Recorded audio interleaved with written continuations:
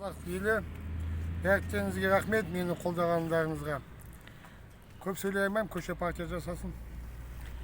Армысыздар қазақ елі. Біз бүгін міне Бағдат батырымызды тосып алайық деп бара жатып, аяқ астынан таңертең ерте қоя берсап, біздің келе жатқанымыз енді бәрі под контролем ғой енді.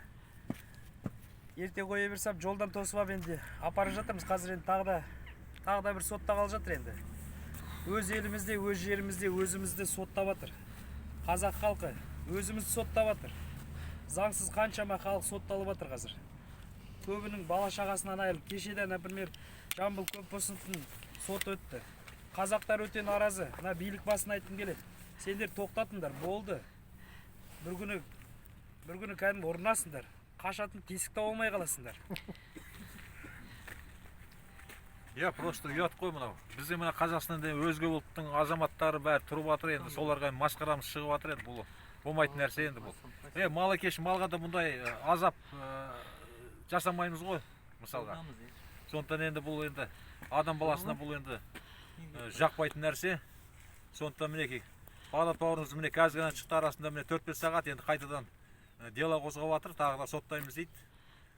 Бағдат бауырымыз енді сотталғаннан қорықпайды. Неге жоқ, 10 сутка 15 сутка берер, шығар.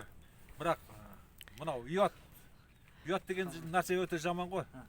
Қоянды қамыс өлтіреді, ер жігітті намыс өлтіреді деп, мынау енді қазақтың несіне өте бір жаман әсері тиіп жатыр да мынаның. Бәрі көріп отыр мінекей, ютубтан, фейсбуктан бәріне көріп отыр мына. Біз бір-бірімізді қырып жатырмыз, қамап жатырмыз, соттап жатырмыз, жеп жатырмыз, өлтіріп жатырмыз, шетелге қуалап жатырмыз, бас қағып жатырмыз. Бұл енді ұят нәрсе енді бұл. Кішкене Алладан қорқу керек, адамгершілік болу керек. Адам болғаннан кейін, пенде болғаннан кейін өлмейтін адам жоқ.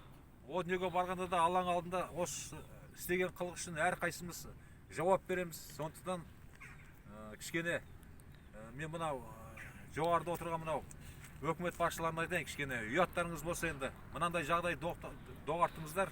Мынау белсенділерді қудалауға салмаңыздар. Халықтың өзі әрең жүріп жатқан кезде мынау штрафпенен қорқытасыздар. Ал енді ол бір адамға штраф саласыздар, оның арт жағында қаншама бала шағалары бар, мінекей. Сондықтан енді менің айтарым енді осы, ұятты қараңыздар. Мына полиция қызметкерлеріне айтам. Кеше Астанада Артем деген торговый центрде, базарда полиция қызметкерлерін жұмысқа қабылдап алып жатыр.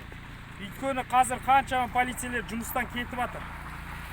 Мына қазір халыққа қарсы шыққан полицейлер, сіздерге айтам, мен сендерге айтам.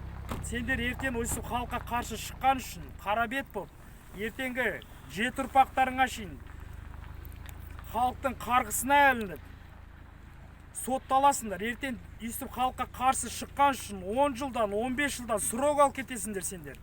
Бұл сендерге гарантированный уже. Сол үшін сендер кішкене тартыныңдар. Болды, жетер, халық ашуланды уже. Алла Қазақстан! Қайда қаша алмайсыңдар. Алла Қазақстан! Бостандық.